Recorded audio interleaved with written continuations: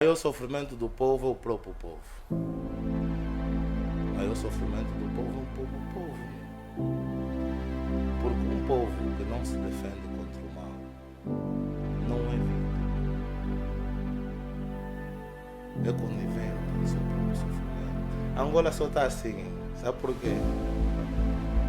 Porque o povo não faz absolutamente nada. Ou seja, os bons não fazem nada.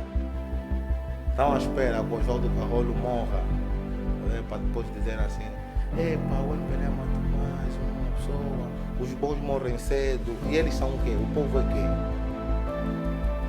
Eu é que sou bom, eu sou o herói. Uma pessoa como eu vai ser um herói, pessoal, com 30 e tal milhões de angolanos parados à espera que uma pessoa lhe traga a solução. O exemplo.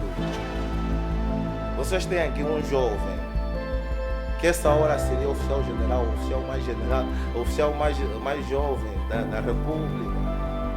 Ter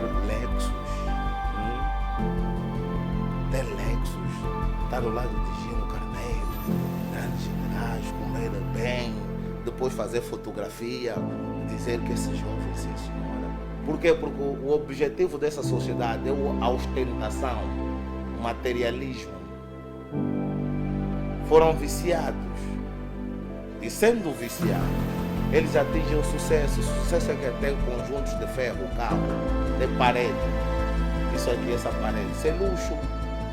Os angolanos falam: não, eu nunca vou pegar e olhar alguém diferente e uma parede como essa. Isso deveria ser de direito para todos os angolanos. Isso não deveria ser questão de sucesso, como o jovem: ah não, eu sou um jovem de sucesso. Que sucesso?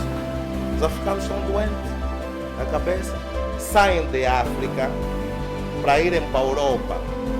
Fogem à miséria de África, vão viver a pobreza da Europa.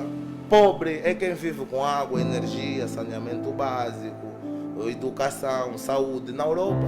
Vocês vivem na Europa, vocês não são ricos. Vocês lá são ricos. Quem é que vai lá vos deixar ser rico? Anteriormente, nas nossas ombalas, tudo mais, nas nossas aldeias, existia um aspecto que se chamava o Ondjango. O Ondjango é lá onde os meninos iam para poder captar a sabedoria, porque família é sabedoria. Em África, a família é sabedoria. Então o Rui Minga, inclusive, rubricou uma música.